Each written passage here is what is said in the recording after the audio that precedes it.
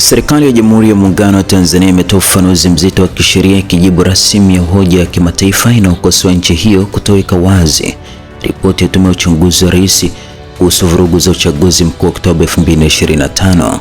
Katika taarifa rasmi inayofafanua misingi ya utawala wa kisheria, serikali imebainisha kuwa uamuzi wa kutoweka wazi ripoti hiyo kwa umma si wa kisiasa, bali ni hatua ya kisheria na kimaadili inayolenga kulinda usalama wa waathirika, mashahidi waliotoa ushahidi wa asili na kuzuia vitendo vya kulipiza kisasi. Taarifa imeeleza kuwa tume hiyo ilipokea nyaraka nyeti, ushahidi wa kielektroniki na maelezo ya viapo kutoka kwa viongozi, wanasiasa na raia wa kawaida kwa makubaliano maalum ya asili. Serikali imeweka mkazo kwa kuanika ushahidi huo hadharani kunaweza kuwatazama waathirika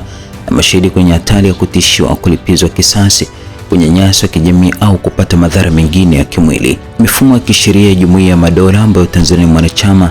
inatambua kuwa ripoti za tume za uchunguzi ni nyaraka za kuweka wazi kila mara kwa umma, na serikali zina mamlaka ya kisheria kuzuia au kuchelewesha uwekaji wazi wa ripoti hizo ikiwa hatua hiyo inaweza kuathiri upelelezi unaoendelea au kuhatarisha usalama wa mashahidi, imeeleza sehemu ya taarifa hiyo. Aidha, imeweka mkazo kuwa tume hiyo ya rais haikuwa hatua ya mwisho wa uwajibikaji, kwani matokeo ya kazi yake ndio yanayopelekea kuundwa kwa tume ya uchunguzi wa jinai ambao sasa hivi inafanya kazi ya kuwasaka na kuwashtaki wahusika wa makosa ya jinai ya Oktoba 2025. Serikali imehitimisha kwa kuonya kuwa kuweka wazi ripoti hiyo mapema kungesababisha hukumu za mahakama ya umma bila kufuata misingi ya haki asilia, jambo ambalo lingehujumu haki ya washtakiwa kupata kesi za haki na za wazi mbele ya vyombo vya sheria vilivyoundwa kikatiba.